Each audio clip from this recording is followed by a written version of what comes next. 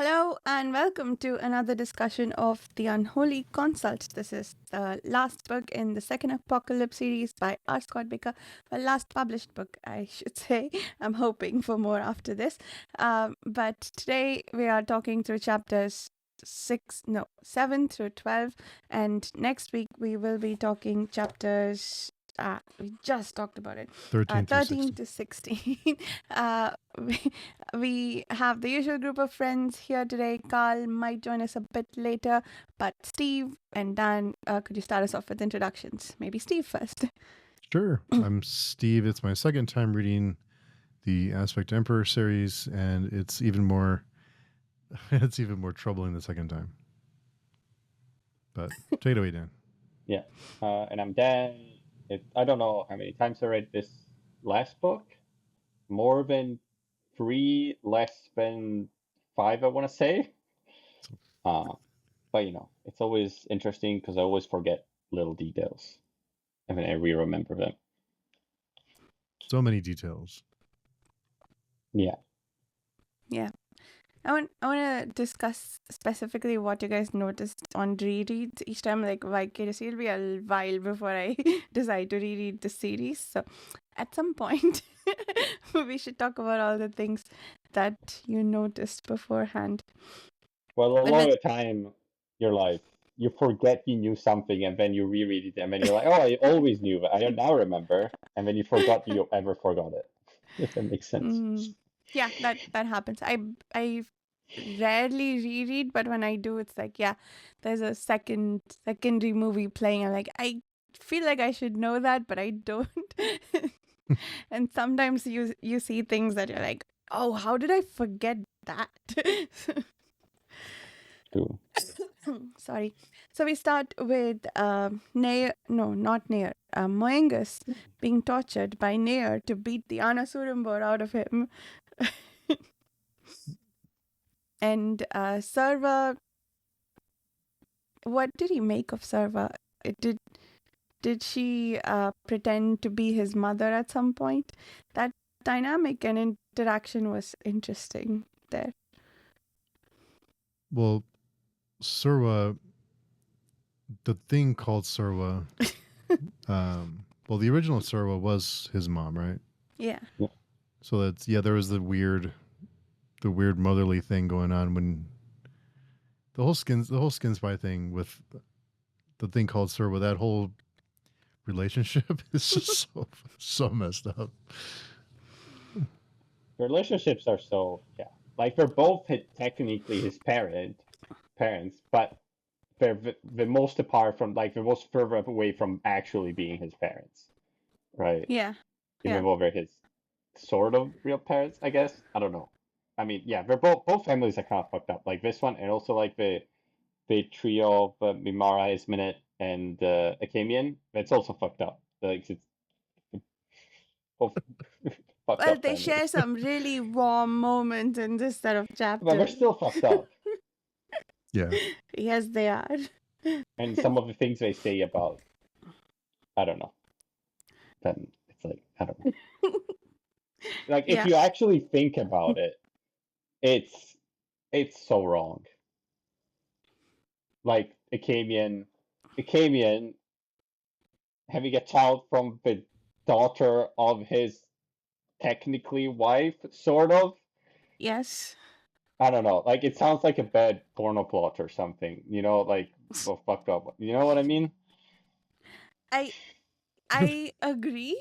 I don't know whether to like congratulate Baker on making me find some warmth in that, like that laugh they all share with the teasing that they do, which that bit of teasing was a bit interesting, let's call it that, I guess. And but like I felt good, like not quite the same way, but in an echo of the way that I enjoyed reading Akamian and Esmenet in the first series. Yeah. This felt like it was trying to be that, but not succeeding.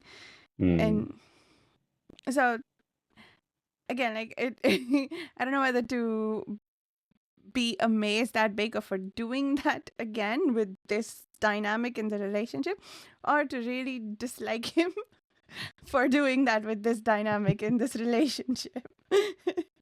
Yeah. So it kind of feels a bit like when you're reading it, you're like, oh, this is nice compared to all the other fucked up stuff that is happening.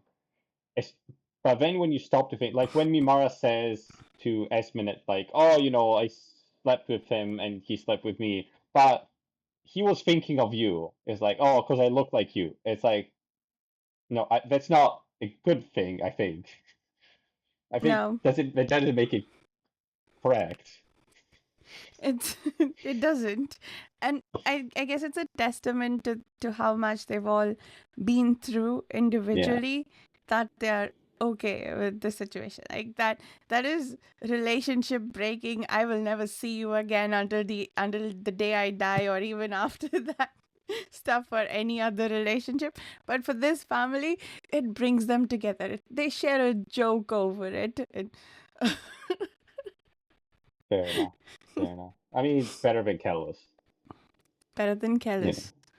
I'd rather be with Akamian than Kellis, I guess. That's true. Really? At least I can Steve? manipulate Akamian. Well, for Akamian, it's not a one-sided relationship. For Kellis, it's like it's not. I have no agency at all in the relationship with him.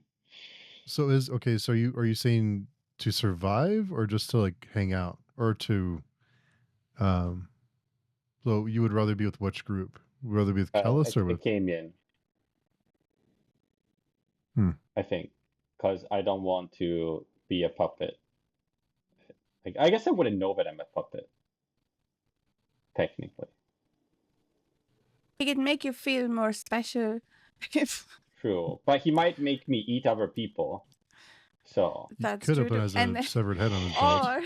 or he might make you think he said no, he might convince you to tell everyone to eat other people and then roast you over a pit for doing that. yeah, I don't think Akamian would do it. No, Agamian wouldn't do that. Kamian's not. I mean, I know that he's kind of like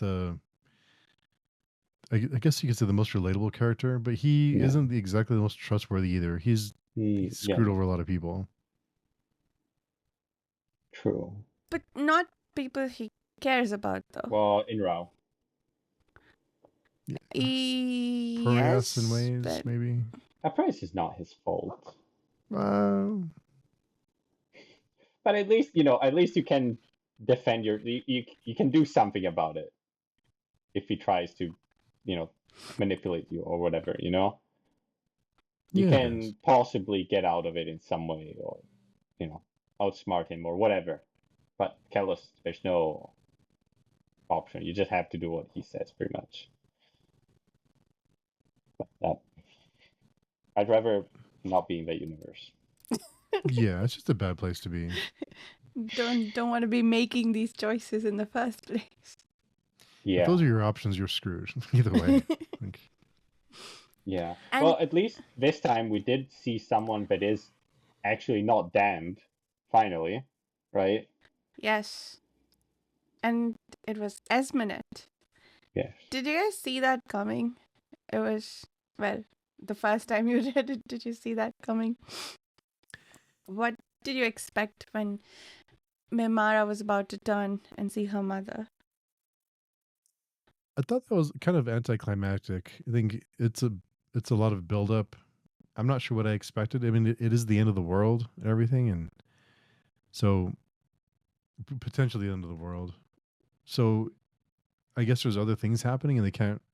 But it seems like after all this buildup and after everything that Kamian's done, it seems kind of like I don't know, like knowing that Mimara seduced him, knowing because of her resemblance to Esminette. It's a lot. But I mean, you could have kind of, I guess, predicted that, like, there must be someone that's not damned, right? They can't all be damned. I mean, maybe, but it was, likely that there would be something not damned, And of all the people, well, there's not many people which could not be damned, I guess, that we would still encounter in the story. Like everyone else in the Great Ordeal is already damned because of the stuff they did. That leaves like Akamian, which is Sorcerer, which you already saw is damned, and I guess Kelmomus, but I don't think he's not damned.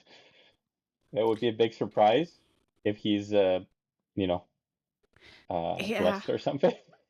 I'm kind of expecting him to be. I I don't. So what is the logic of all this? It's not like Esmenet is just, I don't know. She has made a lot of selfish decisions, and is she just getting her due for suffering with Kellus throughout? What what is the reasoning behind her not being damned? And someone like Akamian, like just for the fact of using sorcery, if there are actual acts, okay, I guess they did tell us before that it's the balance of the soul. So Esmenet has netted more good things than bad things. That makes sense. Yeah. Okay, yeah, I can. I guess we just don't know the rules of what makes you damned or not, right? We just don't know.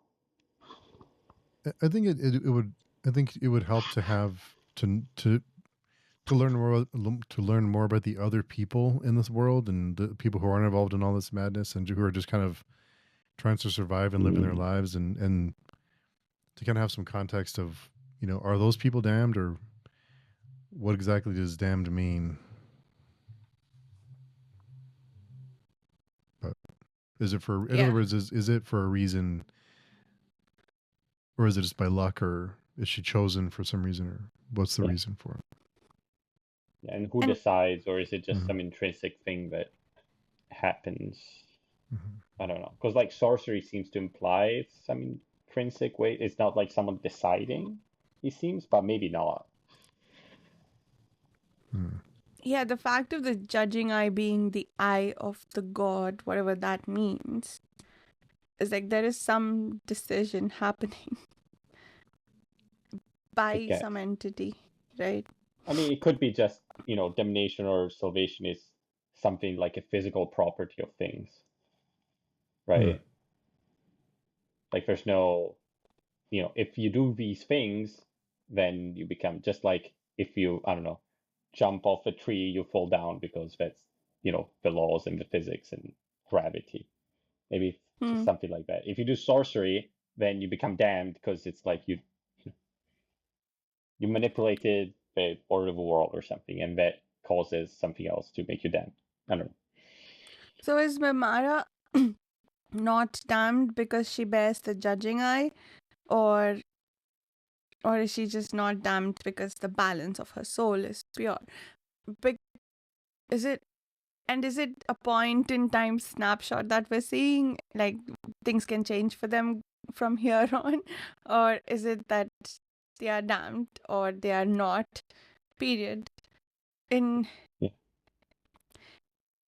Yeah, sorry, go ahead, Dan. What do you think? No, I was gonna say, what do you think? It so it's interesting in the context of what we know about the White Luck Warrior and what the gods think that they know, right? Like everything is predetermined, Mm-hmm. including I. So it's not just what the White Luck Warrior does. It has to be the only randomness at this point seems to be Kelmomus. We'll talk about that in a moment, but um, but if everything is predetermined, then at the time souls are born into the world, it is determined whether they are damned or not. And I Yeah. guess also what they do or not is predetermined. And but that also has the paradox in that if it's predetermined, you can't really blame them. Like if damnation is for the choices you are making, then um then they're not really making any choices because things are predetermined. Like they only have the illusion of choice. Yeah, but again, like the apple falling to the ground, they don't make a choice, but they still fall. If damnation is just a physical property of something, it's just a law. But if then, it is what it is. It's not a moral judgment in a sense. It's a moral judgment in a sense as we understand it, but it's also not really. You know what I mean? Well, yes, except it's not. It is a moral judgment, though. It is like when Proyas says he wants to die, and Kellis tells him, "No, you're not going to like what you find out there." it it is a moral judgment for that. Like at least the okay, unless we're saying okay, we can go levels deeper and say the pain and the torture means nothing, and No, I'm just saying, like, because we imagine the world we would like to imagine the world as it should be. Oh, it should be just, and people should be rewarded for choosing things, which implies agency, and it implies that if you choose the right thing, that you should be rewarded. But there's nothing that says it has to be that way. Is there? no, but the concept of reward and judgment Yes. implies that it is for something that it implies choice. Yes. Free which, will, right? Yeah, free will. Which, in the case of everything being predetermined, you have There's no none. free will. Yeah. So it's so basically, and I think we've been told this, so I don't know why I'm surprised about this. All of these are just toys for the gods, and I don't know. I guess damnation is just going back into the trunk. I guess. I mean, that's what, like, we've seen Mimara see the past and the future of someone when they look at him, right? Which seems to imply that maybe that only activates when the gods are acting in some way upon something. You know, just like when you observe if, I don't know, an atom, you collapse its wave function, you know, it's like observing something actually changes the thing itself. Maybe that's what's happening. But is it not to go like full on butterfly effect here, but if a portion of the world is predetermined, I think it like I think I thought Probably. about Yeah. this before. I don't have the reasoning handy that I indulged myself in at the time, but I think it follows that the whole world has to be predetermined. It's like you can't have a portion without the whole. Probably. But we already know it's not the case because of a no god, I guess. I guess also called Momas also makes a difference. Maybe other things. I'm trying to remember. Yes. So, The yeah, so paradox. that I think makes this interesting because then my reasoning fails about if you can't Yeah. have a part without the whole, because we do have parts that are apparently predetermined that can then, but it's all still external agency though. It's not like nobody's responsible for the decisions they are making or for the actions they are making because it's all predetermined. Kind of. Yeah. Maybe that's just how it is. Okay. Maybe. I don't know. That's what we've been reading, right? Yeah, and we have, and that is why the concept of damnation.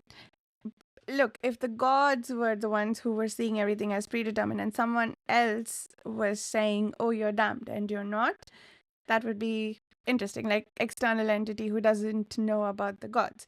But the gods are doing the judging and they're the ones doing the predetermination.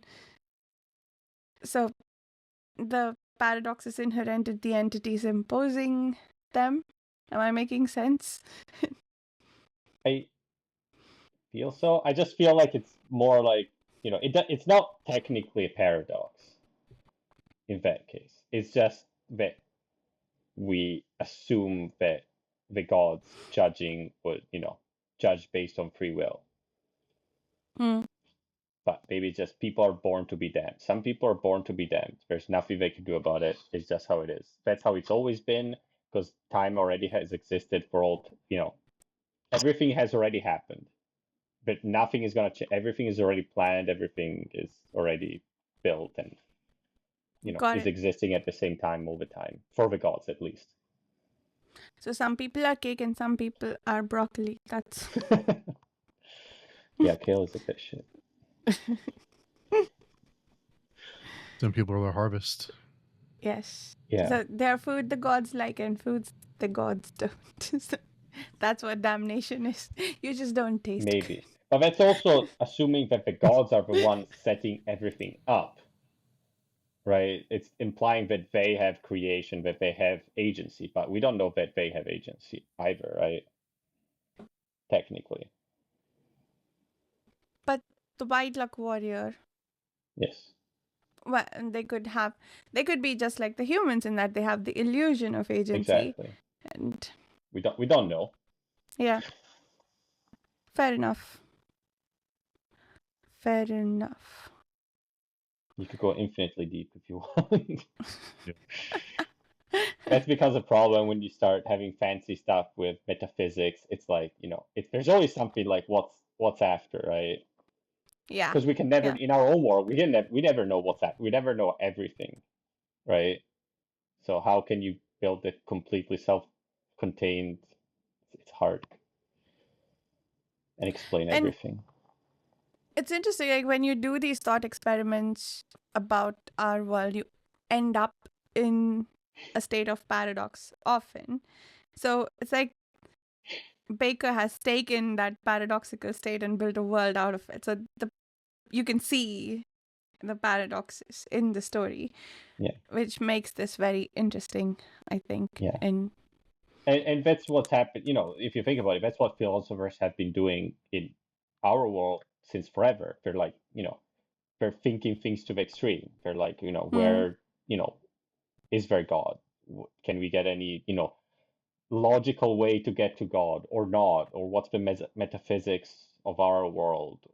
But at some point, you always have to get some principle which can never be proven or disproven, just an axiom, just like math. You need to choose some axioms which are true and you cannot derive and build everything from it. Right? yeah, Just like in yeah, this case, you just need to assume some things, and depending on what you assume, you build your metaphysics from that. Maybe the assumption here is that everything is coming from the god of gods or something. I guess the people here are assuming everything comes from the gods, which are like demons, sort of like. But we don't know that yeah. that's true. We don't know what the belief system in this world is, right? Like does the encyclopedia, that thing that you mentioned before, does that have more of the metaphysics of this world? How would I mention it? We haven't read like a myth of creation or something like that, which is often very, in like fancy books, it's often mentioned, right? This god Mm-hmm. created the world and did these things, right? Mm-hmm. Don't think with, yeah. Yeah, it's interesting Interesting. how little we know about. So it's not even like what we need is what the people believe. Like we don't even need to know the exacts of how this world functions, right? We need to know what they believe. I guess at this point in the story, we need to know how everything works, but it makes for good conversation to Yeah. just guess. Now that you mention it, though, it would have been nice if Baker put in more detail about the religion. Because a lot of this is based on the religion, but we don't know much about it to start off with. Yeah. So maybe that would have been more interesting, because then we start off with knowing about the religion of the first books, and then we're like, oh, these things are true, and then there's more surprise or more something set up to be subverted later on. Mm-hmm. Yeah. And because the religions bear so many parallels, at least from the descriptions of the followers of the Yeah. religion, I think we might tend to default to the ones that they parallel to, but I don't think that's entirely true here. So anyway, so was there anything more about Nair, Moengus, and Serva? I think we'll wait for that to get interesting. All that happened there was that he got tortured some more, and Yeah. that's it. He got smacked about a bit. Yeah. I mean, there was a lot of stuff about, I don't know, like what is Nair actually doing? Like, what does he want? I don't know. Is he Yeah. what is he punishing in Moengus? Is he just trying to make Moengus more like him? Is he just an outlet to vent his frustration at Kellus? Right? I don't know. I don't know. I feel like if he wanted to vent frustration, he might just kill him. I feel like he has a purpose for him and is trying to accomplish something Mm. with the torture. But like there's no point in keeping him alive if all he wanted was to and I don't well, okay, we haven't been in Nayer's head recently, so we don't know anything about what's going on with him. But it seems unlikely to me that he thinks that anything would come. He seems pretty clear-minded, in my opinion, from when he talked to Akamian, and like, he has goals and knows how to get there. And his reasoning makes sense. What's his goals? Well, We don't know, but he has them. well, that's what you think. Violence was his goal. Violence. Yeah. Yes, I feel like he has a purpose with whatever he's doing with Moengus. Okay. Do you think he's in control of what's I happening? think so. Okay. Yes. Dan's asking the question knowingly. Like, No, I'm just saying. let me tell you how wrong you are going to be later. No, I don't remember all the details of Nayer's psychological state and evolution in the last book, I guess. So Makes sense. Yeah, I am curious to see where this is going though. And with the Nayer thread, like what his role will be in the Great Ordeal. Sorry. And I'm kind of glad that everything's converged now from the 3 different threads that we were following. They're all more or less in the same place except for Nayer and Moengus. yeah. But they are fighting against these guys supposedly. So maybe they'll come head to head when they get inside Golgotha. Well, they're not. Will they get inside? Sorry, what was that? Will they get inside? The next chapter or the second chapter after that is called Golgotha.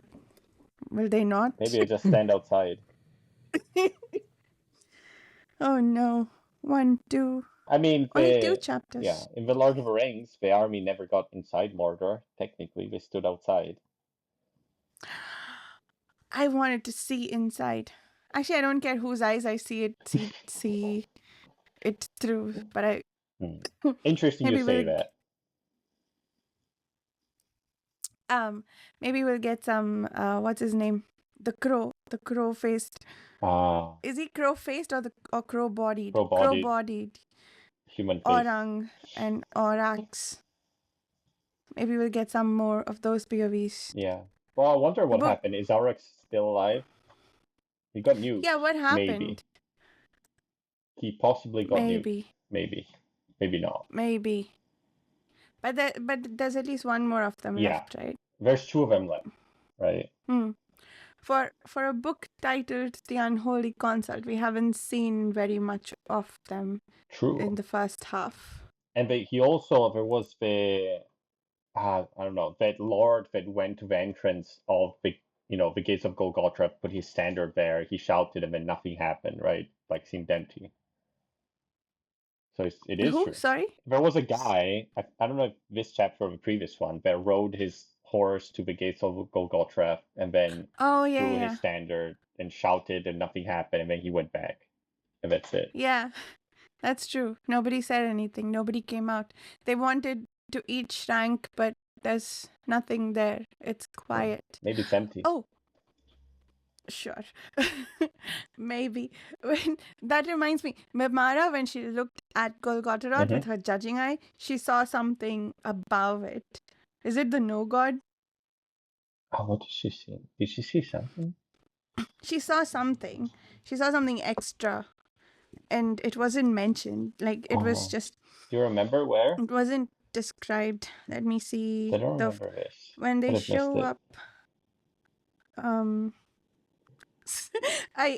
sorry. I was turning pages to find the place where I saw that, right, and I saw one of my notes was WTF dude.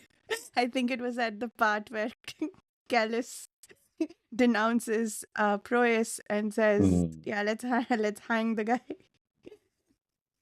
Yeah, perfect. Wait, no, I came too far. Where Which is chapter this? is the one with Mimara? Is it for 12? 12, I think. I think it's 12. 12, but that's the last chapter we did. I think she was there before that. When Or is it Akamian 11? and Mimara I separate. guess we're kind of interspersed everywhere. Yeah. I'm trying to find it. Yeah, it's hard. If I knew, maybe I searched by horn, but there's going to be so many horns. A lot No, of not horns. Horn. I think. Oh, be Uh, brave, little one. Not the occlusion. yeah. Wait. I think. Oh. Okay, so I think it's in the chapter when they both show up at the camp So 11? and they get separated. Yeah. Again, I'm going through it, and like every page there's a mention of the horns Yeah. of Golgotha behind. Okay. Like they're always Yeah. there. I found Okay. it's in the chapter entitled The Occlusion. Mm-hmm. So it says, and she sees it. It is in italics. Blackness bound in whirling dust towering across the heavens. Mm-hmm. So before that, so when she's looking at the horns, Mm-hmm. this is the description. The thousandfold glimpses of dying peoples, races, civilizations, crimes that break the back of imagination, multiplied into Mm-hmm. lunacy across the span of lands and ages, so heinous as to draw hell, Yeah. like fat and famine, up through the pores of the world. And following up all of this, like someone calls out to her, Mm-hmm. and she sees it, blackness bound in whirling dust towering across the heavens. So it has to be something beyond what she's already seen for about Golgotha. So is that True. the formation of the no god in process? Maybe? Maybe. But yeah, I'm very curious about what it is. That's Yeah, I'm trying to find it again. Oh, I guess I can search by towering. mm-hmm. It's gonna be 1,000 towerings. There's no. Oh, It's in the occlusion chapter. I know, but it's a long chapter. Yeah, no. I'll tell you keywords to search. Wait. I'll find it. Found it. Okay. Is it truly you? Oh no, that's someone else. Blackness bound in whirling dust. Oh yeah, I guess blackness bound in whirling dust. That's Yes. that's a pretty good description of it. No god. Yeah, so she Right? sees an image of a no god above or between the horns. Yes. But she also sees the past just as much as she sees the present and possibly the future. So Yes. that could be from before, or that could be the no god in the process of coming. But speaking of the rebirth of the no god, Callus says in his speech that the no god is going to be stillborn, which again cannot be a coincidence with one, Mimara about to give birth just now, and two, we know that the judging eye means women's children are stillborn. In this case, he's saying stillborn because she's like, "Oh, we'll destroy it before they can actually," right? But it is, Yeah. it is an interesting. I'm wondering if there's a connection there. It's an I'm like, yeah, there is that literal meaning of it, of course, but I'm wondering if it means more, like implying a connection to the judging eye somehow. But He might. we'll see. Maybe. Very peculiar.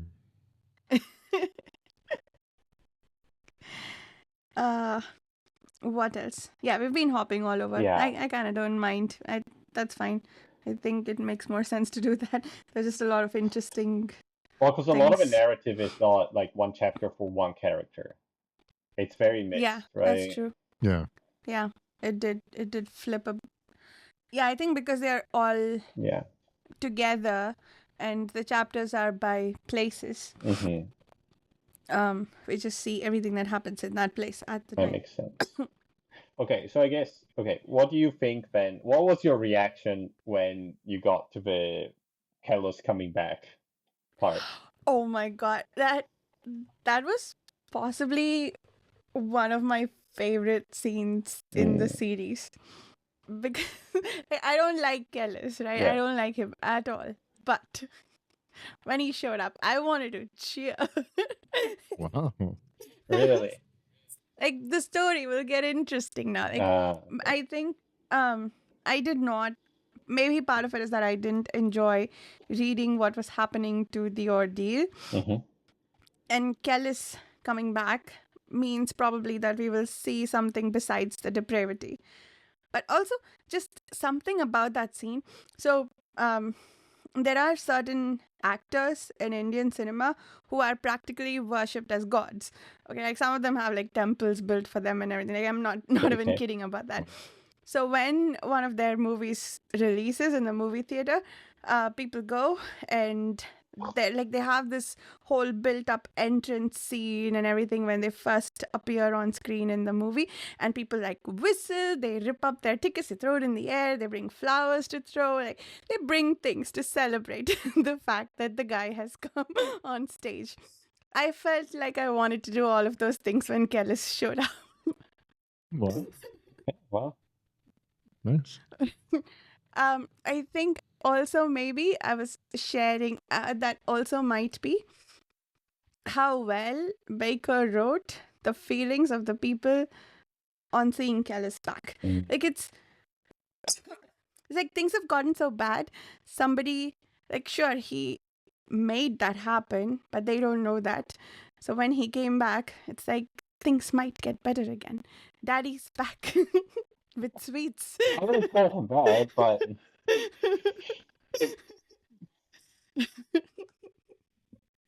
yeah. With sweets. But it is very, like, reading all those parts with him, making the speeches and floating midair, and he has these halos and everything. It's like I was very like, if I didn't know about Kellis, like what he actually is, I would be so into this. Like if I was there, Right. I would. It's like everything is like from a movie, pretty much, or from actually everything is from like the Bible, pretty much. That's what it reads as. It reads as Old Testament Bible. It reads as, you know, he's the God of, wrath and fury. He's not like the New Mm, Testament God. He's like he says, like when he says, "Oh, it's the right of fathers to, hit their children." Like that's like mm, Old Testament sort of Yeah. mm. stuff.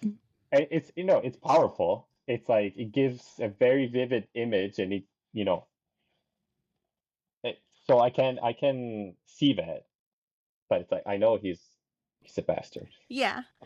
Yeah. I think I see.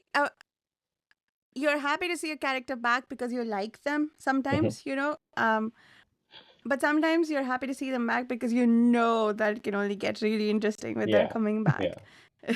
We just love to hate And them. that's why I was happy. Yeah, I mean for sure everything he does is incredibly cinematic. Yeah. Yeah. Yeah. Especially now. Yeah, and his speeches are pretty good. Right, even Mhm. though they're bullshit, but It is. But I didn't like that well, of course, that I did not see Mhm. coming at all. Him dressing up Proyas Mm, and throwing him under the bus for that. And Kelmomis, of all people, not exactly feeling bad about it, but noticing that something bad happened to Proyas. mm, yeah. What did you think was Like, gonna happen with Proyas? well, I I thought Careless will say, "Good job, kiddo. Now let's go march Yeah. on Golgotha." Well, you understood why he did it, though, right? Yeah. Yeah. I think I got it even before he explained Yeah. it, but it still was terrible. Like that was objectively worse than what happened with Sabon? who's the other guy? Sabon, Sabon, yes. yeah. Yeah. But on the other hand, Sabon got sucked into hell, and Kellis is keeping Proyas alive so that he doesn't go to hell yet. Yeah, I mean, do you think it matters, like, if you spend one extra day compared to an eternity in hell, right? Maybe it matters. Does it make much of a difference? Well, that assumes that at the end of all of this, the ordeal will end up in hell, right? I almost feel like, and simply because he's keeping Proyas alive over this, I feel like he has a plan where they probably won't go to hell. Okay. But I think he did say to Proyas, "Oh, you are going to hell. Like what I made you do, damned you, Yeah. 100%." That's Well, what he says to him, right? yes, but Callis would have applied your reasoning too. Like, what does it matter if he's not in hell for one more day? So the fact that he's keeping him alive is making me think that there might be more to it than that. Like, if you go now, you're damned. But maybe if I keep you around, and after we finish our thing at Golgotha, maybe maybe there's some other future in store for So you. do you think it's like Kelos is towards Proyas like a bit like towards Esmenet? He actually likes Mm, him even though he doesn't want to admit it, sort of. You know? Because why would he when do you it put it otherwise, like that, right? yeah. That's a good question. Oh, but they had a reasoning for it, right? With Espinette and Akamian. Yeah. Oh no, okay, that was trash. Espinette trashed that theory that he wants to trap us here. Yeah, Like, yeah. no, he doesn't need to trap you to kill you. He'll just do it like that. Okay. So what then? Why? Why would he keep him alive? Like, I don't know. I don't think that I believe that he is the that he has another darkness besides Esmeralda and is not aware of it. I mean, he does say, he has a whole conversation which seems genuine with Proyas. Again, seems, uh, as we've seen in the Seems. past. But he does say, like, now that I'm so close to Golgotha, like, everything is darkness, sort of. Like, I'm done. I don't know what's gonna happen, kind of, from now on. So maybe he's just like, well, I'll do this for you because I don't know what's gonna happen. Might as well Hmm. try to be nice to you, I guess. That's what it seemed to be from the conversation, right? Yeah, But we don't know if he's saying that the makes truth. sense. Yeah, why? It it is.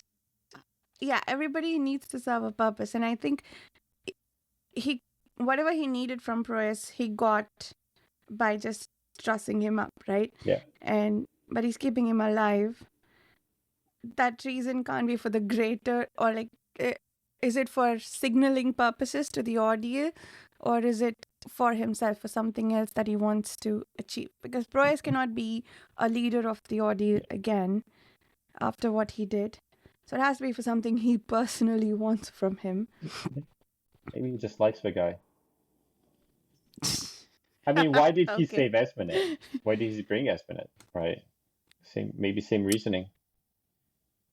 I mean, why did he bring Espinette? I feel like that he could have done something else if all he did was want Yeah. to protect her. Yeah, why not drop her off somewhere else? Why bring her Yeah, here? right.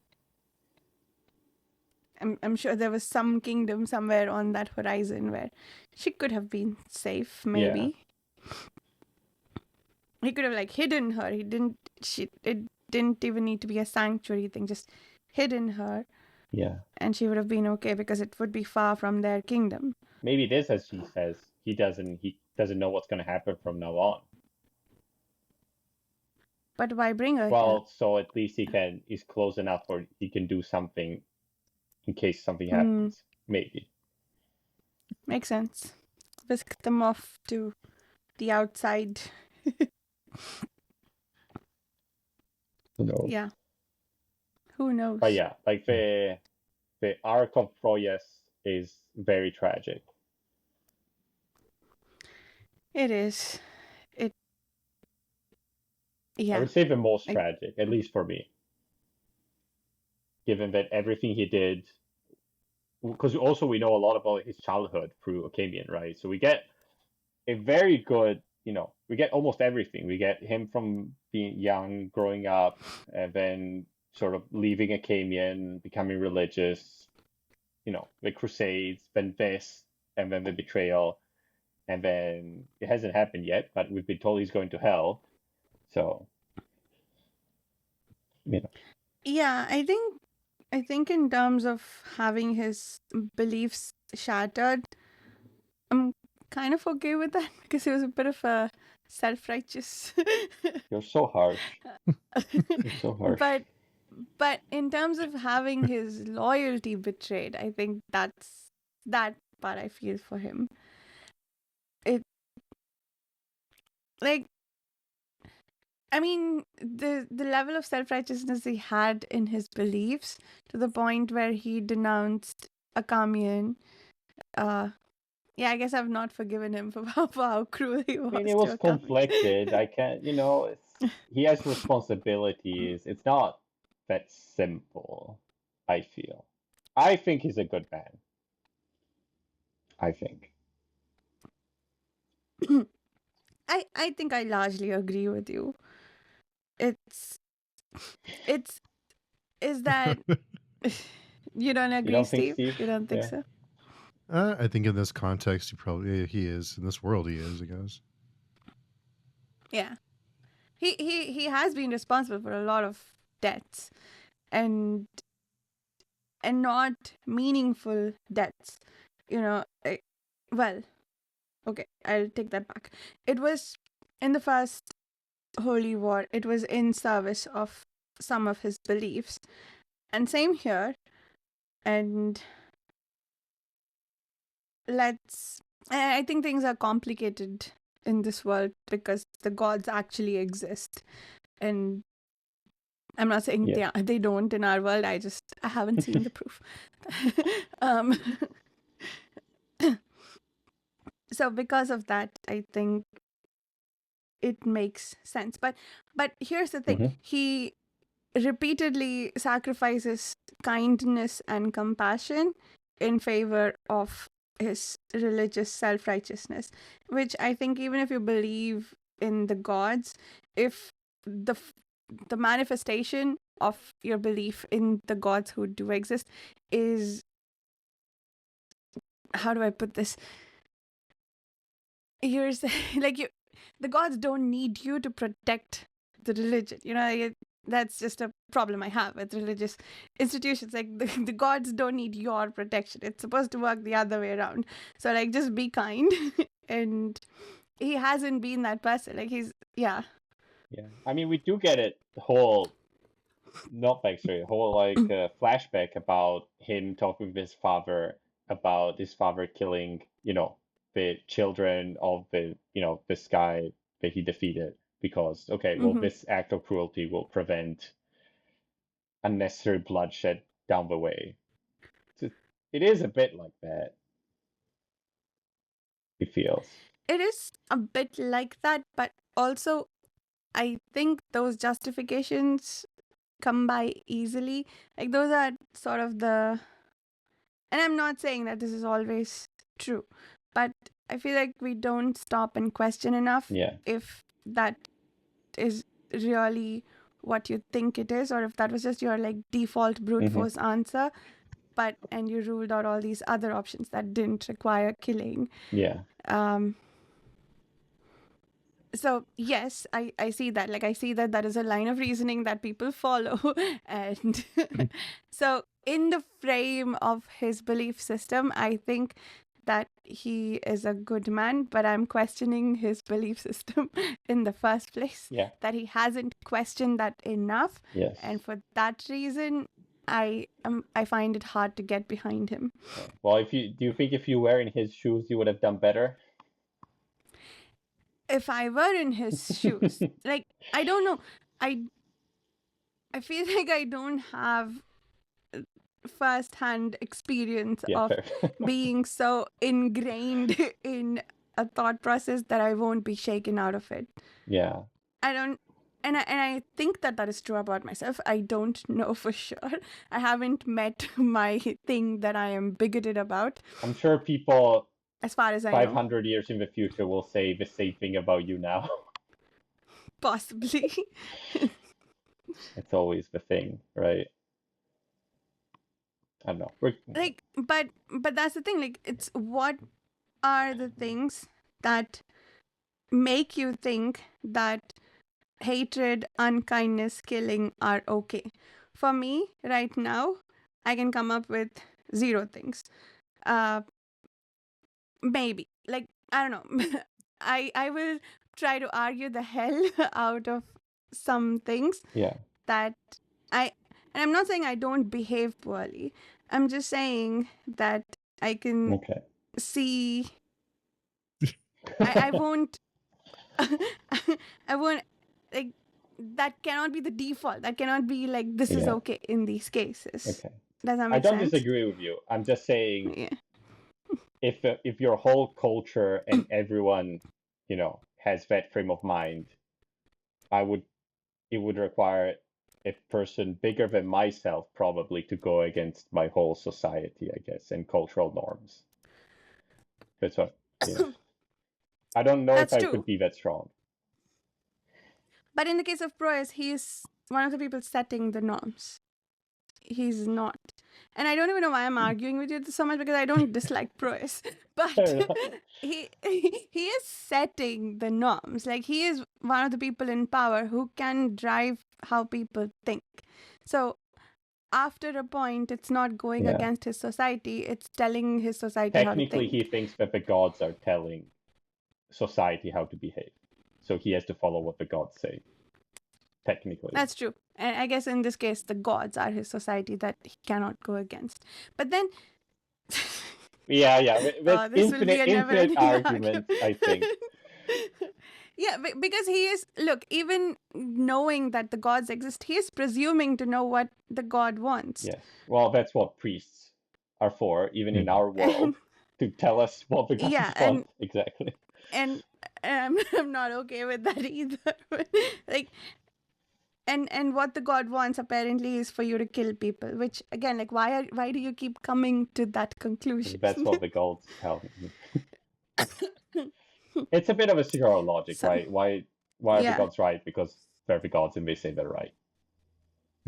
Yeah. But, Yeah. At some That's- point, you need to assume something is true. Just like you assume that kindness is the right thing. Yeah, so the assumptions you make are self-serving to what you want to believe in, right? Every in the case of philosophy is Proyas, based on some axioms that you cannot prove and that you have to assume are good or correct. And we just have different Right. ones than these people. Luckily, makes sense. probably, maybe. I don't know. Fortunate. I don't know what the real truth is, so I can't say who's right. But yeah, but that's it. I mean, again, that's one of the good things about these books. It makes you think about all these things and question what's right and what's not, and hopefully it helps you, figure out something better or reaffirm your beliefs if they're, if you think they're good. But it does make you think about them, and there's not, Yeah. and it's good to question your beliefs, even if you come back to them in the end. Right, because then they become stronger. Yeah, exactly. Like, questioning your beliefs, which I guess Kellis kind of forced him to do right now. And what Akamian was trying to tell him to do before, that it was interesting that when he found doubt, he went back to Akamian's teachings. Yeah. Yeah, Kellis says the same thing, right? It's like, the real person you should have been following was Akamian all along, right? Yeah, yeah. Did Akamian have a moment in here when was it Akamian when he thinks to himself that he's always favoring, but there was some added layer to that I'm now forgetting. It was a very profound moment he had, but I I forgot. remember him calling Proyas like his child or something, right? Yeah. Yeah, yeah. Oh yeah, I think what was more even, like, I didn't like Proyas getting completely and utterly betrayed by Kellis. Like, I felt bad for him there. But what moved me more was when Akamian was trying to help him again. And that moment when he thinks he sees Akamian, he thinks he's hallucinating, but I think Akamian was probably really there. Yeah. That was pretty cool too. Cool. No? Cool. Tragic. Like, I mean, it was a good Yeah. moment in the A book. good Somewhat moment. bittersweet, somewhat. Yeah. Yeah. But maybe that's the It's best we can hope for. Yeah. Yeah, I do wonder what'll happen to him now. Will he get rescued? Will he die and get sucked into hell? He'll probably live happily ever after. Right. Maybe. No, we don't know. Move to Florida and go on vacation. To Miami. And I don't know why I had to fill in the specific city that he vacations in. He's earned a vacation for sure. Yeah, I feel like he's the kind of guy that would go on a vacation to a family resort. He wouldn't go hiking. He wouldn't go, something. I think he would go like a family vacation. I think in a very normal place, like Miami or something, Florida. Good. I like that for him. He's a family man, maybe. We don't know. Well, we got Maybe. a lot of flashbacks, right? While he was sort of dying, thinking about his children and his wife, which we actually don't know who it is. We haven't had much, but we can assume that it Yeah. exists. We just know their names. We know he's named them after was it mother or grandmother? And Cinemas. Oh, true. I don't remember. He could be hallucinating too About Well, Akami? having a wife. about the wife and No, but Callus. Oh, do you think he's feeding into his hallucinations? He tells him that you're doing this for Tyler and Cinemas Oh, that's right. and a third name, which I'm now Wait, did you forgetting. say Tyler? Thaila. How do you say that name? Thi. Aila.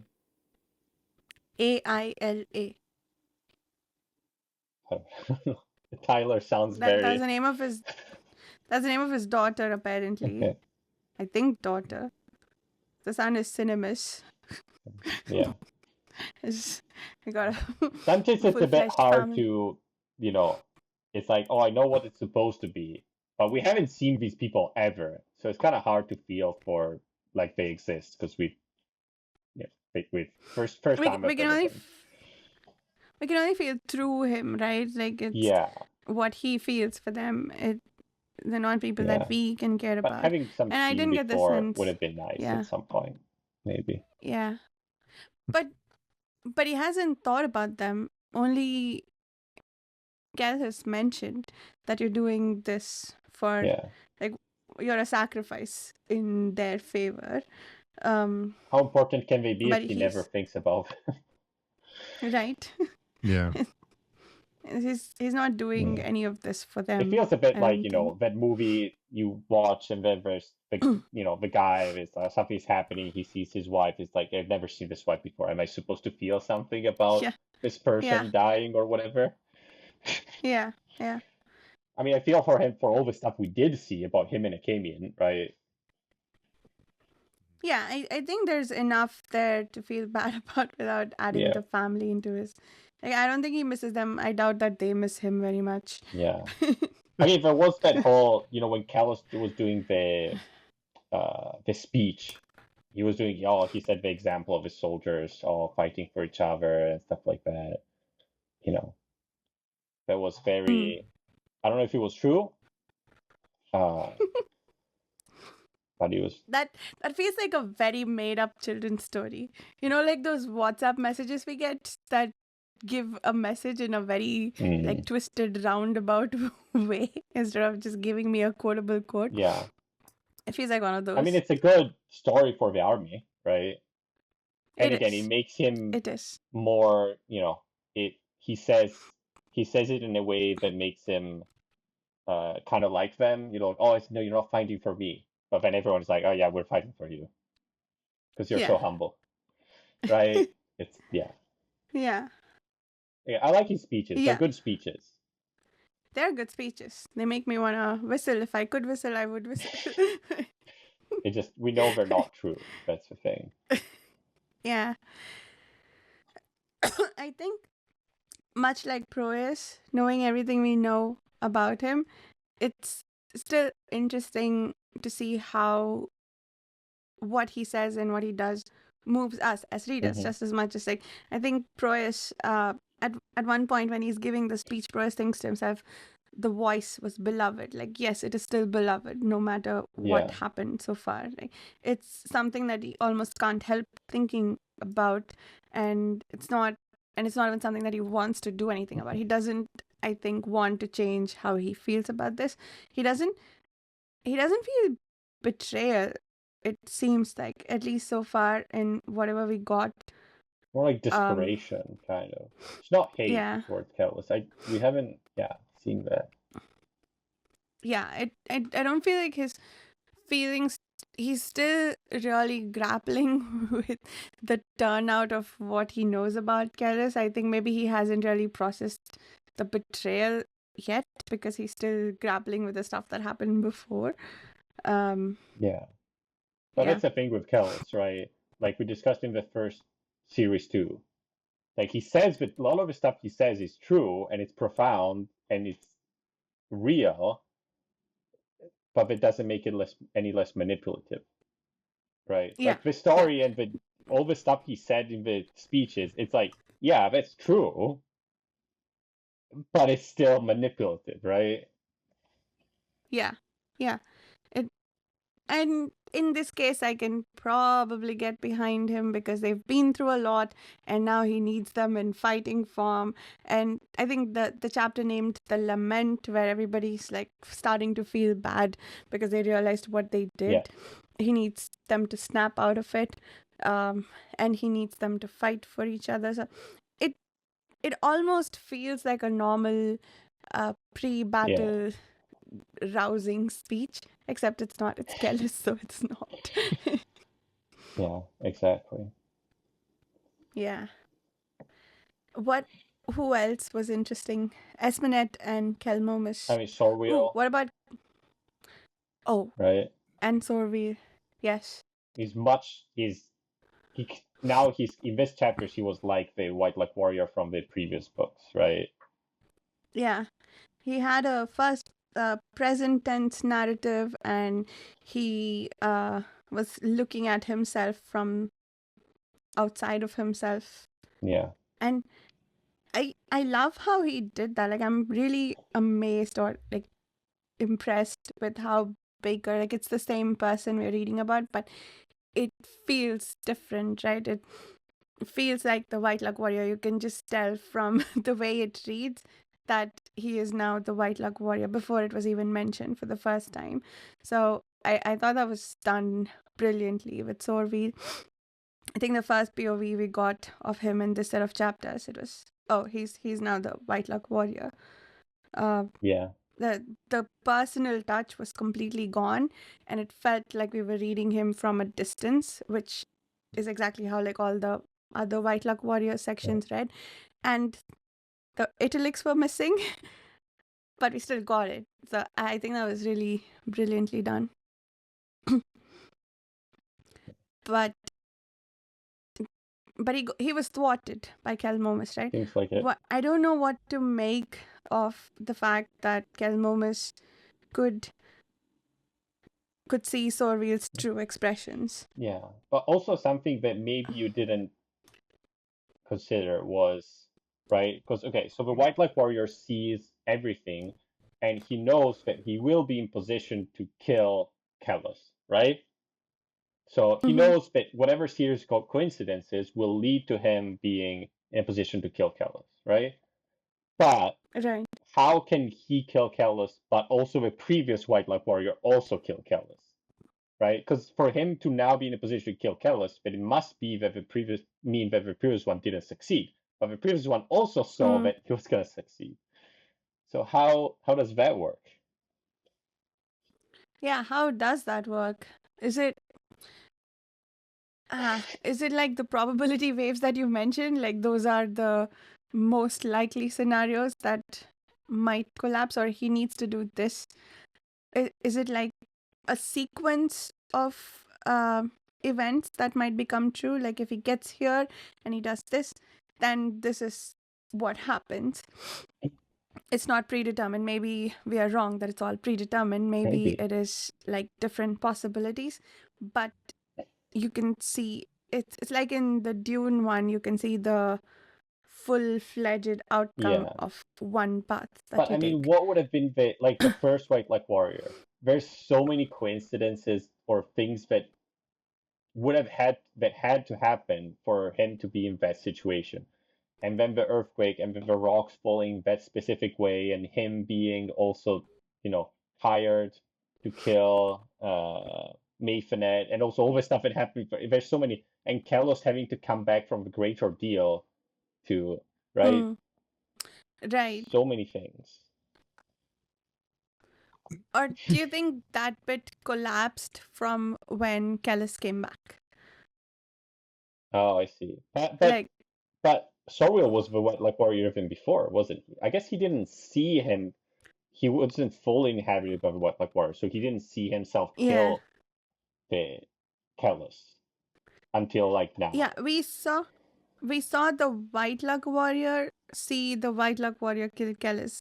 I don't think we saw Sorville's visions of the White Luck Warrior, if I'm Yeah, remembering correctly.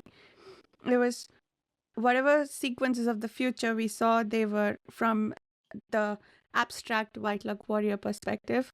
yeah, They weren't any condensed or collapsed White yeah. Luck Warrior. But I'm pretty sure it's still a paradox because we have two Yeah, contrasting prophecies that both don't work, right? So right. we have three different things sort of happening, and none of them can happen if the other two happen, kind of. What was the Well, third the one? third one would be just that it didn't happen. The fact of them not Hmm. happening is the third Okay, thing, makes sense. right? But we also know that everything is predetermined, sort of. Maybe we know. Yeah. Like, I didn't get the impression from the White Luck Warrior perspectives that they were sort of scrambling to correct a previous Yeah, error. You know, it's like, yeah, this is what we're doing. But it could also just be that the White Luck Warrior perspective is matter of fact that they just look at the world from where they are and what they need to do. So they don't care too much about the motives and why. They just know what they need to do. Um, maybe. but yeah, I agree. Like there is a paradox there that absolutely Why makes do you sense. think? What I do you did think is the answer Mhm. to this paradox? The answer to the paradox. Well, I think in a previous Hmm. discussion when Carl was talking about how Kelmomus is the randomness in Hmm. all of this, I think, but again, like if there is one piece of randomness, then you could fan out to make everything random, I Yeah. suppose. The presence of Kelmomus is making it so, but is he, oh my god, is he the no god? Like, is he going to be something to do with the no god? Because the gods, the no god is outside of what the gods can Hmm. see.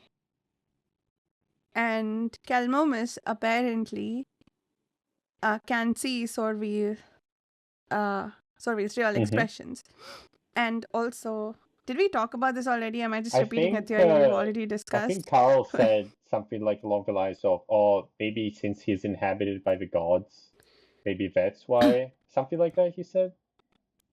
I think Carl's theory was like a Yeah. jokery thing, So right? maybe that's why Yeah. he's not affected by the white light because he's also that he's also inhibited by the gods. But I wonder, so what's not clear to me is about the gods. Can they see each other's plotting? I guess we don't know that yet. Don't know. But let's say that they can see all of time and the no god is the only blind spot they have. Then Kelmomus being in that blind spot probably has something to do with said no god. Possibly. Yeah. That didn't answer your question. I just went on a tangent. But no, I don't know the answer to that. I don't know how that paradox resolves itself. Fair enough. Maybe there's no solution. It's just a paradox. Maybe it's just bad writing.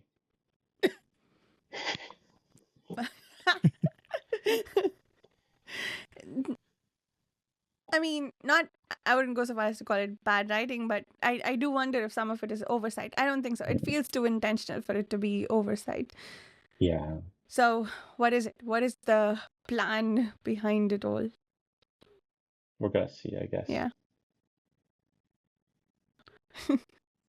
So, Steve, how's that interview request for Bakker coming? Still Bring out him there. here and ask all the questions. It's still out there. I'm hoping he checks his inbox. I'm sure he gets hundreds of those emails every day. So Every day. Yeah. I don't think he's as famous as you think. he might be listening. You can't say that. He might be listening. I hope not. He'll think I'm stupid. He'll think all of us are stupid. Probably, yeah. He seems very smart. I mean, his subreddit has 3,000 people. It's not that popular. I just say. I'm hoping he'll reply someday. Maybe. One day. Fingers crossed. Just keep all the metaphysics questions. I can actually troll his blog after we finish this, right? But Good. I think I don't know. It's too complicated for me, most of it. I don't get the philosophy stuff. Oh, well. I'm sure I could get it if I spent a lot of time on it. But Yeah. maybe. I mean, you're probably smarter than me and you can figure it out. I don't know. I tried reading some. Where I lose it in philosophy is I like even the definitions of terms are confusing to me.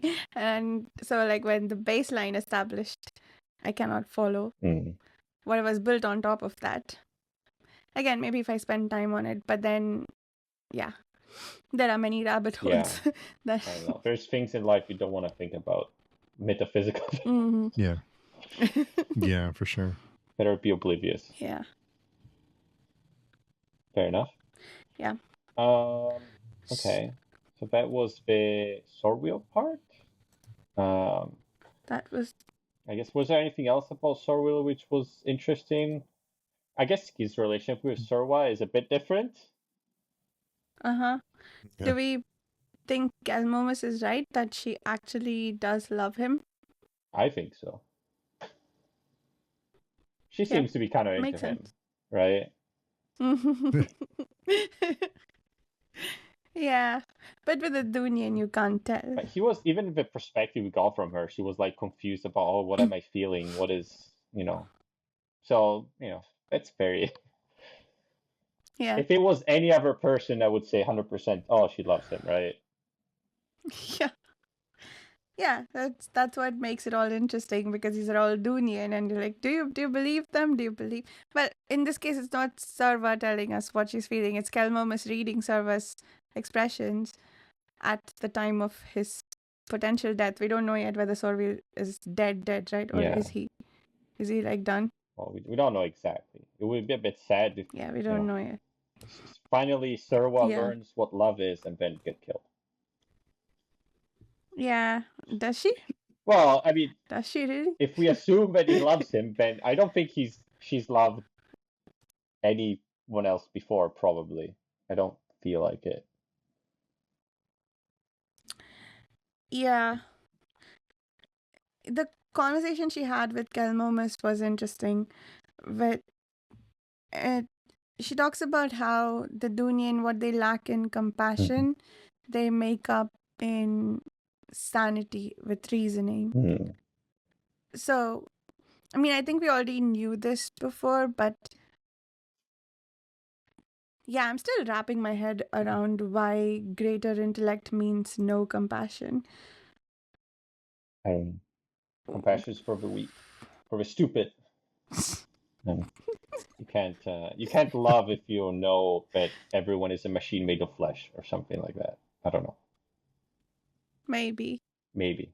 Or you can't love if you think everyone else is stupid and they have no control or no agency over their own actions. I guess that might. If you actually think that then nobody has any agency over their actions, then it kind of makes loving something a bit impossible. It's don't humans keep pets? Well, I think people try not to think, don't actually confront the fact that animals are just acting on base instinct. I guess we have no proof really Mm, that they have no conscience the way we have, but and yeah. also, yeah, Like that's we don't have the proof, but that is sort of the, I guess, the yeah. default But that's state. also because people tend to, how to say, project their own mentality and feelings onto other things, be it animals or be even robots, That's right? true. As long as it has a face Yeah. and it looks cute or whatever, like people can emphasize it because that's how our brain works, right? We're social Yeah. animals, so we need to be able to think that people that look things that look like us feel the way we feel, right? Which I guess Dunyan are beyond. So yeah, okay, That's that how makes I think sense. about it. Yeah. They don't need to anthropomorphize so they can In theory, they're so beyond all they of that, in theory, yeah. Okay. Fair but enough. I don't know. So Again, yeah. Kilmomas loves Esminette. Does he love her? I don't know. He's fine. What do you think about his whole reasoning in this? Because he went through a whole, you know, thing. Like screw her. I'll go follow daddy now. Yeah, but then also, And then yeah, I'll follow him so that when I finally finish it, she'll be like, "Oh, you were always right. You're so strong." You know what I mean? yeah, he played out his own revenge fantasy. Yeah, he's so bad. I There's nothing Yep. redeemable about him, really. I don't. No. As when he was with the luggage, he put himself there, right? It's not like anybody dumped him there. It's like, oh, we are like the baggage. And then he goes, but we are so little and we are so so okay, I will ask again. Samarmus, is that voice really Samarmus? Are you guys ready to tell me yet? I mean, everybody calls it Samarmas, right? Even his sister, I think, or like Yeah. everyone calls it Samarmas. But they kind of behave it towards it weirdly. Like if you remember, Samarmas was like, oh, bit like not kind of like a normal person, right? A normal kid. No, Samarmus was apparently an imbecile. Well, that's what the And Dunyin thought about him, I guess. Maybe he was a bit dumber, but I don't think he was like actually an idiot. I think he was just maybe like a normal child, right? I don't think we Okay, know that for sure. I think even Esmond thought him an maybe. imbecile. But fair enough. But the voice in his brain does not behave or think the way Samarmas physically, like the physical one we saw, did. Which, in my Mm. theorizing, makes sense because when you remember when they were born and they were Mm-hmm. staring creepily at each Yes. other and they had to be separated, their souls were separated. So I feel like Samarmus got less, like a bit of Samarmus went into Kelmomus, Maybe. and that's the voice in his head. That's that's my theory. Not an unreasonable theory. But yeah, the Samarmas in his mind is a bit like So strong and not evil, but kind of maybe evil. I don't know. it is. I think Samarmus is what's making Kelmomus You cruel, think so? right? That's Hmm. the cruelty in him. Mm. All that's the that's the instigator always, like right from the beginning. That voice has been the instigator of all Mm. the cruelty and evil that So you're Kelmomus saying that does. Kelmomus took the cruelty and evil away from Samarma, so he was left with none, and but no, he took the intellect away from him too, and that's what's left in his mind. Yeah, I Yeah. see. Okay. So if it had been a proper split, Kelmomus might have actually been a sweet kid, but Or maybe if it would have been the same. or maybe they would have been the Okay. same. Or if they had been, but Kelmomus likes to listen to that voice. So if they had been split equally, maybe Samarmus would have physically told him instead of Yeah. just being a voice in his head. Yeah, but we don't always agree, right? They argue, like often. It's mostly Kelmomus telling him to shut up when he says things that he True. doesn't want to hear. True. Like until this chapter, it's always been. I don't even think we've seen Kelmomus talk back to the voice very much. It was mostly the voice telling him something, and Kelmomus like, yeah, cool, let's. How high? Fair enough. Yeah. But yeah, it's. Yeah. I don't like that kid. And the way, like when No. Mimara got there and she was like, oh, she was smiling at him, and then he called her like a whore or something. It's like, why? So yeah, that was horrible. And also, I know he's Dunyan and everything, but his thoughts feel a bit too adult for me. Like, do you think the way he thinks makes sense for an 8-year-old? 8-year-old Dunyan, yes, but 8-year-old? Like so edgy. Yeah. Mm-hmm. Yes. I don't know. He's got the immaturity of like an edgy teenager, right? That's what it feels. Yeah. And did the judging eye shut down as soon as she saw Esmenet and she's like, yeah, cool, you're going to paradise, I'm happy now, and the judging eye shut? Because I was fully expecting Mimara to tell us just exactly how damned Kelmomus is, but then she smiles at him and she's happy to see the kid. No, true. Yeah, that makes sense actually. Yeah. Yeah, because we don't get to. She isn't using it after, I think. No. And after that, I think when she tries to see Kellis, and I think there's someone else that she wants to see with the judging eye, and that's just not happening for her. True. Because I think, doesn't she see like the whale mothers and stuff like that when looking at some other Dunyain before Kilmomas and Esmenet? I think like Serwa maybe? I don't remember. Someone. Yeah. I think Sarva, but I think she only thinks of them. I don't Maybe. think she Okay. sees them. Yeah. I think she compares how skeletal Sarva looks to the whale mothers. Maybe because she's Dunyan, that's what triggers the thought. I don't know. Maybe. But yeah. Okay. Fair enough. Fair enough. So, okay, we did Mimara, Esmenet.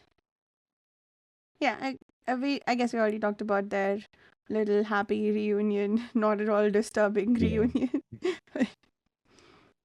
Which again, like it's all relative, right? Like this would have been a gaggy moment in any other book, but in this book, this is a nice, cheerful, sweet moment that you highlight.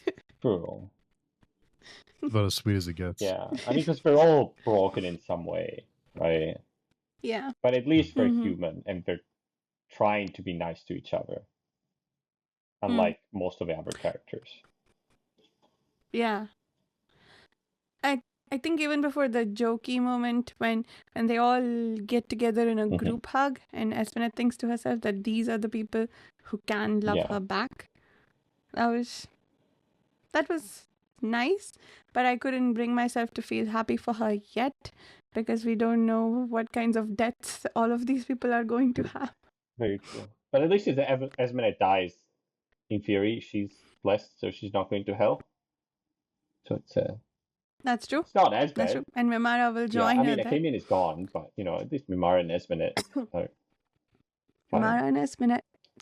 Yeah. Which if I had to save two people out of all our characters, I guess like maybe Sorwil I would save. But Esmenet and Mimara are probably the top ones. Yep, I'm with you there. So it would be fun if I die, I guess. And Kelmomus. In a sense. They I think Moingus is he might be one to save. Yeah.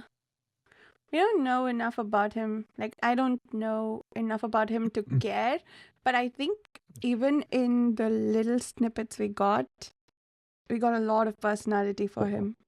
He did nothing wrong. I don't think I don't think he's done anything No. wrong, actually. No. Oh yeah, No. I felt really bad for him in that section from last week when he's yearning for Espinet's affection, but he didn't get back as much as he gave her. So he is a little bit like Espinet in that, except yeah. Just wants to be loved. Mm-hmm. Just wants to be loved back. Yeah. And even technically sleeping with his sister, it's not really his sister, so it's not. I mean, it's still slightly bad because we were raised together and stuff like that. So it still feels a bit. I wouldn't, but it's not technically wrong, I guess. Yeah. Yeah, it has a bit of the wrongness taken away from it, I guess. Stepbrother, sort of thing, which is like technically it's allowed, but yeah, technically they're not even half siblings. Yeah, they're completely different. But you know, I guess he's adopted, so yeah. I would. He didn't do anything wrong, as opposed to a lot of other people, which are like, oh, even if they had good intentions, they still did fucked up stuff. He didn't do anything wrong, as far as we know. Yeah, and even like it seems like Sarva seduced him as part of the plan to make Sorvi hate her. It wasn't an ongoing relationship. So she did use him though, so that was bad. Yeah, for sure. Yeah. So Moengus, I agree. Moengus also might be worth to say. It's interesting that he's been through so much that he doesn't care what Nair is doing to him now. Feel bad. Or he can take it more easily. Yeah. Who else have we got? Who else did we not talk about yet? I think that about covers it, right? Yeah. So quotes, Steve? Yeah, I had one. Let me see. On page... Jeez, where'd I go? Page 187. For what was love, if not weakness, become blessing. Yes. That was a good one. Any others? I'm trying to find some. There's not as many quotes. Yeah. Not as many quotable lines on the second half. More paragraphs. I don't know. A lot of the things that Kello said in his speech are kind of quotable. Yeah. Yeah. But the context. The context makes them less so. True. Maybe.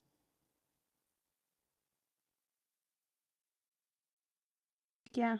Oh, I think I read some of this on my Kindle, so I don't have notes. Oh, well. So, that's it. If there are no more quotes. Yeah, anybody listening, if there are quotes that someone out there is listening, someone out there is, has on their list, let us know. Yeah. Give us quotes in the comments. And if you want more quotes, just read the books yourself. And you can read all of them. Well, I assume everyone that's listening must have read it. I can't imagine someone listening to hours of people talking about the book they haven't even read. Yeah, that'd be kind of boring. Yeah. Or you could build a whole picture with what we talk about. Make up your own to be honest, we're talking about our discussion, but I've listened to people discuss Star Trek for hours, and I've never watched a single episode, so... Yeah, it does happen. Yeah. It does happen. Or you can read Red Shirts without ever seeing Star Trek. You can? Yeah. Oh, none of us here have seen Star Trek and we're reading Red Shirts. Very true. Okay. So on that note, I guess we will see everybody in a week for chapters 13 through 16? Yeah. Yeah, I think that's as far as we discussed. Check the beginning of the episode if you really want to know which chapters. But 13 to 16 for next week. Thank you so much for listening. Oh, we have to We do don't have outros. to. Steve, oh, we We don't have to. Just go to Uh, pagechewing.com. Yes, go to patreon.com and find all of us there. And again, like I keep forgetting to say these, there are only 2 left. But if you would like to join us for these discussions or for the upcoming one on the Malazan Book of the Fallen, come check out the Patreon forum. Well, Malazan Empire, all of Malazan. But come check out the Patreon forum for this or any other reading group that we have there. Uh, or start one of your own. Thank you so much for listening, and we'll see you soon. Bye.